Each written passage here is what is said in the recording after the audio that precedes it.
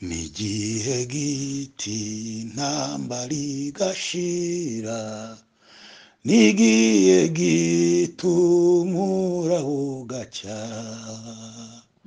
noneho nkarambika umutwe wanjye muri rwa rubavu rwa Yesu nkunda, mu ijuru ntiyazagera ibyago, nicyo gituma huzuye amahoro. Tayisandomente kishayibone fo. Reka ngushimire mukundwa mu mwami, wowe dusangiye amaraso no gucungurwa by'umwami wacu Yesu Kristo. Ndavuze ngo amahoro y'Imana nabe muri wowe. Ni Prophet Gerard muri ya masengesho yo kwinginga Imana, kandi twingingira abera b'Imana. Uri umwe mu b'Imana yampaye, nubwo utarambona amaso ku maso, nubwo uri kure yanjye, ariko kure y'amaso ntabwo ari kure y'umutima. Umutima wanjye urakuzirikana. Muri uyu mwanya umwuka wera w'Imana uri kuri jye, hari ibyo umpaye kugira ngo nkubwire. Imana iravuga, Imana irakora, kandi Imana ifite ububasha ndetse n'ubushobozi. Hahirwa abizeye Uwiteka, Uwiteka akababera ibyiringiro. Bazahwana n'igiti cyatewe hafi y'umugezi, no mu zuba ntabwo cyuma kuko cyashoreye imizi yacyo muri uwo mugezi.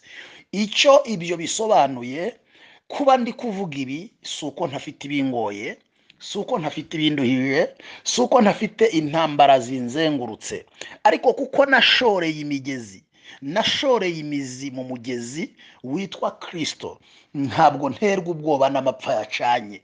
Icyo nicyo bisobanura. Umukristo, umwizera, umuntu wamenye Imana, no mu bihe bigoye. Nicyo cyatumye umuririmbyi avuga ngo ubwo umwami Yesu ankunda ndamahoro, no mu byago nzaririmba ndamahoro. Ni gute umuntu agira amahoro kandi yagize ibyago? Nuko yashoreye imizi mu mugezi witwa Kristo.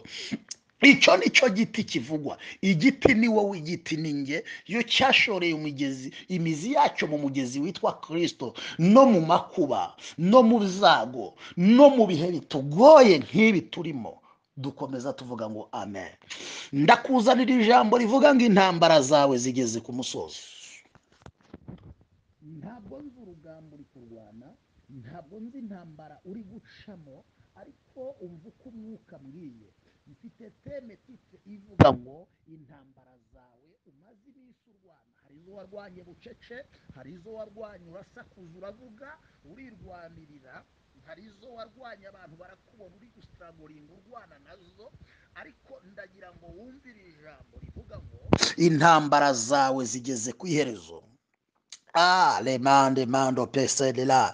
Ijwi riri kumbwira ngo ninkubwire ngo urugamba uri kurwana n'urwa nyuma. Ndasubiramo bwa kabiri, urugamba uri kurwana n'urwa nyuma. Bwa gatatu, urugamba uri kurwana n'urwa nyuma. Intambara zawe zigeze ku iherezo.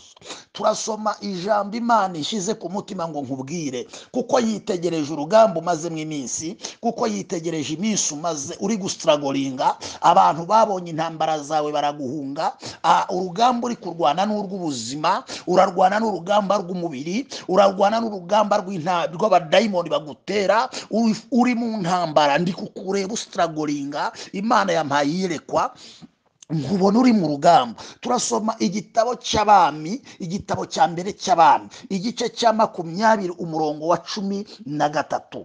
Uwo mwanya haza umuhanuzi asanga Ahabu umwami wa Isiraheli, aramubwira ati Uwiteka aravuze ngo nturebe ziriya ngabo zose uburyo ari nyinshi, uyu munsi ndazikugabiza, umenye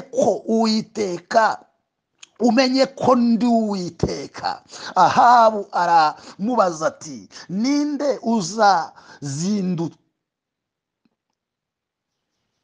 uzazidukiza? Ndasubira baka kantu umurongo wa 14. Ahabu aramubaza ati ninde uzazidukiza? Nawe aramusubiza ati Uwiteka avuze yuko ari abagaragu b'abatware b'intebe. Arongera aramubaza ati ubanza gutera ninde? Umuhanuzi ati ni wowe. Akira ijambo ry'Imana. Ye baba we, ndafashijwe pe. Umva Imana ikuntumyeho. Nushaka uhita utanga ishimwe imbere y'Imana, nushaka uhita uvuga ngo iyi niyo tuvuganye, ariko ndumva ariyo jewe tuvuganye nayo. Irambwira ngo ninkubwire ngo urugamba rwawe rugeze ku iherezo. Intambara urwanye ni iya nyuma, amarira urize ni aya nyuma, gusuhuza umutima ushuhuje umutima ni ukwa nyuma. Hari Imana itabaye muri urwo rugamba, hari Imana itabaye. Uyu ni umwami witwaga Benihadadi, umwami w'Isiriya. Yendereje Isiraheli, yendereza Ahabu umwami w'i Samariya. Nanishi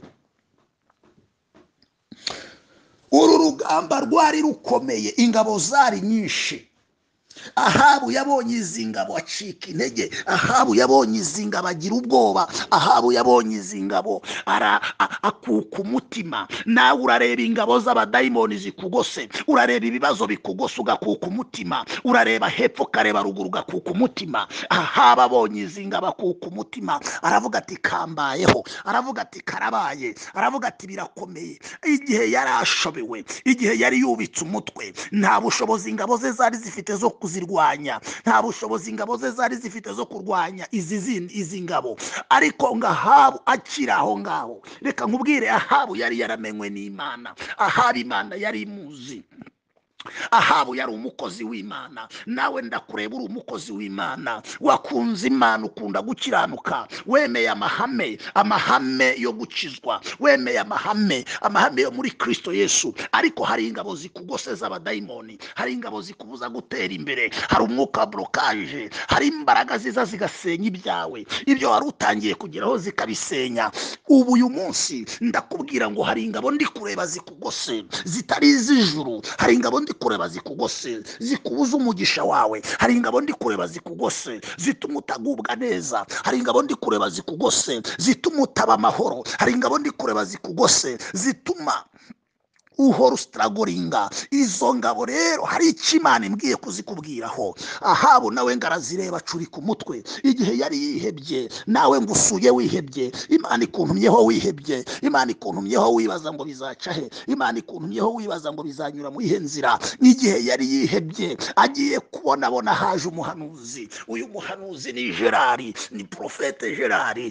Haza umuhanuzi, hari umuhanuzi uje ku buzima bwawe utandukanye nabo umaze iminsi wumva. Hari umuhanuzi uje ku buzima bwawe utandukanye nabo umaze iminsi muri kumwe. Ngo umuhanuzi araza, akihagera aramubwira ngo uwo mwanya haza umuhanuzi. Reka nkubwire ngo Imana niyinyohereje ku rugo rwawe, Imana niyinyohereje ku buzima bwawe, Imana niyinyohereje aho ngaho uri, Imana niyinyohereje mu bihe uhagazemo, Imana niyinyohereje. Nyakira na yombi, nyakira n'umunezero, nyakira n'ibyishimo, kuko Imana ari yinyohereje. Yajyaga kunyohereza ku bandi, yajyaga kunyohereza ahandi, ariko inyohereje kuri wowe mu izina rya Yesu. Ngo umuhanuzi araza aramubwira ati, umuhanuzi asanga Ahabu, mva nanjye ngusanze aho uri uryamye ndahagusanze, aho uri wicaye ndahagusanze, aho uri ndahagusanze. Umuhanuzi asanga Ahabu aramubwira ati Uwiteka aravuze ngo nturebe ziriya ngabo, wirebe ibyo bikugose mama, wirebe ibyo kugose sister, nshuti yanjye, wirebe ibyo bikugose, nturebe ziriya ngabo zose uburyo ari nyinshi. Uyu munsi ndazikugabiza. Ndafashwa n'iri jambo Imana ikuntumyeho. Uyu munsi Imana ikugabiza ibimaze iminsi ku buzima bwawe. Uyu munsi Imana igiye kukugabiza ibintu byakwatatse. Uyu munsi Imana igiye kukugabiza abantu bagutaye, abagusuzuguye Imana irabakugabije, abakuvuza Imana irabakugabije, abakurwanyije Imana irabakugabije. Imana iravuze ngo ibwira Ahabu. Uyu munsi ntabwo ari Ahabu ubwirwa, ni wowe uri kubwirwa. Imana iramubwira ngo uyu munsi nturebe izo ngabo kari nyinshi, nturebe umwaka umaze muri icyo kigeragezo, nturebe imyaka, nturebe amasengesho wasengewe ntiwihinduke. Izere iri jambo ngutumweho. Ijambo riramubwira umuhanuzi, aravuga ngo nturebe ziriya ngabo kari nyinshi, nturebe ubwinshi bw'ibibazo bikugose ngo bikubuze gushima, nturebe ubwinshi bw'intambara uhagazemo ngo bikubuze gushima.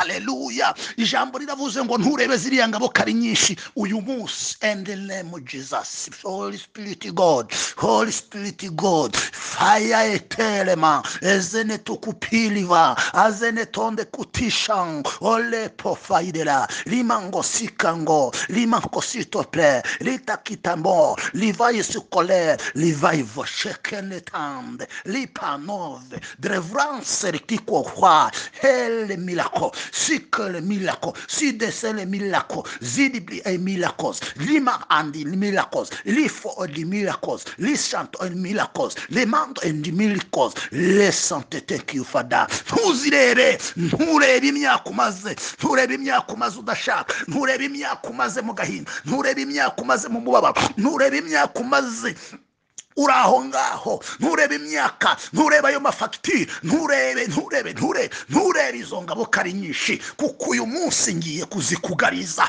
Hari ibintu Imana ikugabije, hari ibintu Imana ikugabije bimaze igihe kinini zarafunze umugisha wawe, hari ibintu Imana ikugabije bimaze igihe kinini byarafunze ubuzima bwawe, hari ibintu Imana ikugabije byateye urugo rwawe. Umva ibyari bigufiteho ububasha nawe ugiye kubigiraho ububasha, ibyari bigufiteho ububasha nawe ugiye kubigiraho ububasha. Tera haleluya, tera haleluya, tera haleluya. Limosikodema andekosikwa livosipaku litando sole. Akira ijambo ry'umunsi. Irabikugabije mama, irabikugabije papa, irabikugabije mushiki wanjye. Hari ibintu Imana ikugabije. Imana iramubwira ngo mubwire ngo nturebe ziriya ngabo kari nyinshi uyu munsi ndazikugabiza. Hari ibintu Imana itugabije.